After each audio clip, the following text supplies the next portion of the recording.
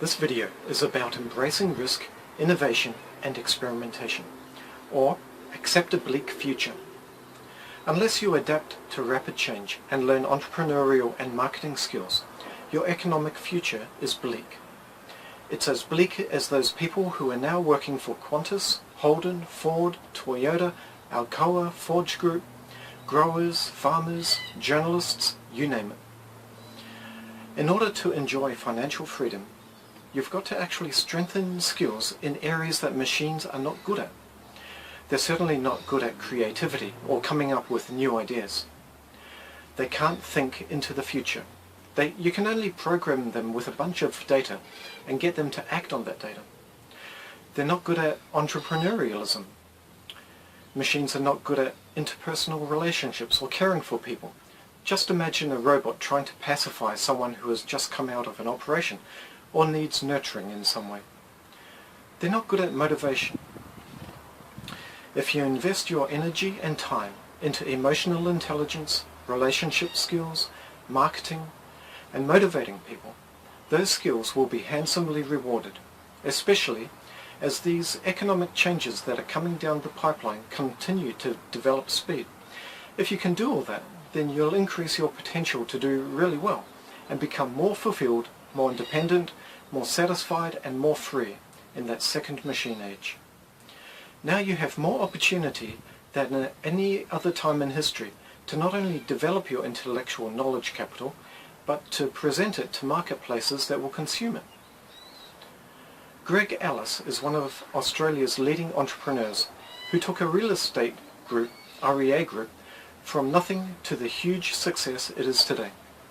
He said, "We need to shake off a culture that has become conservative and complacent and enable companies to embrace risk, innovation and experimentation, because they are the skills of the future with huge upside." An interesting statistic is that at the height of the GFC in 2010, 19,000 new millionaires were created in Australia. Now, anybody can do that. Anybody that changes the way they process information, from the way that they've been conditioned to having a different outlook and understanding capital.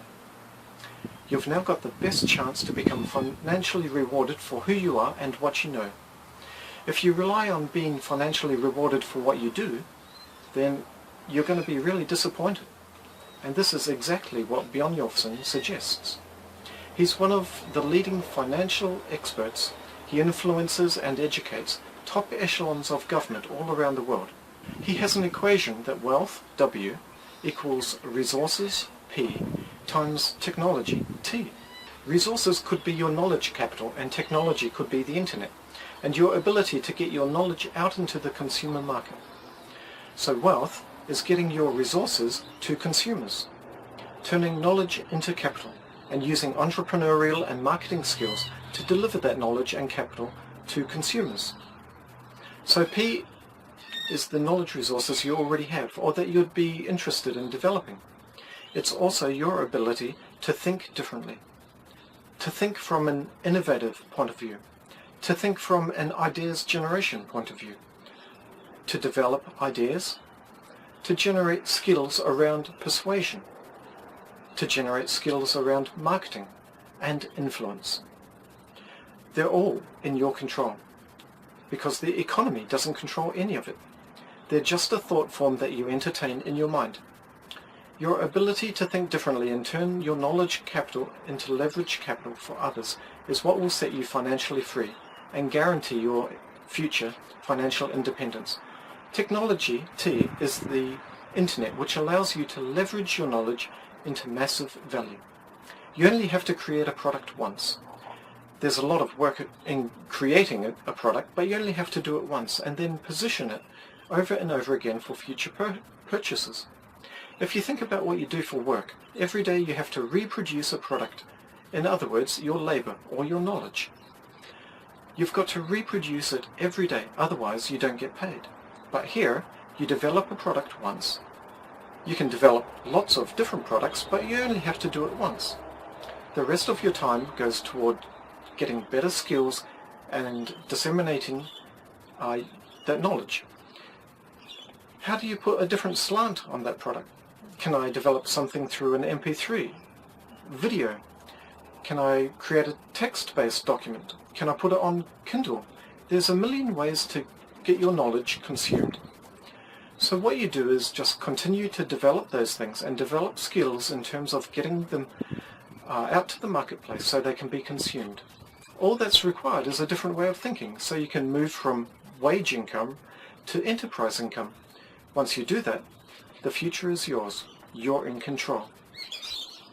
The problem is, most people sell their knowledge and time for wages, because that's the way we've been conditioned.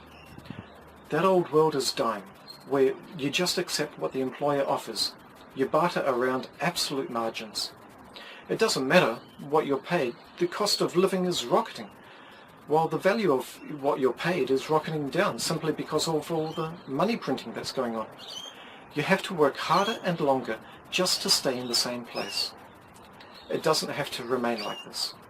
You just have to start thinking about what you might do.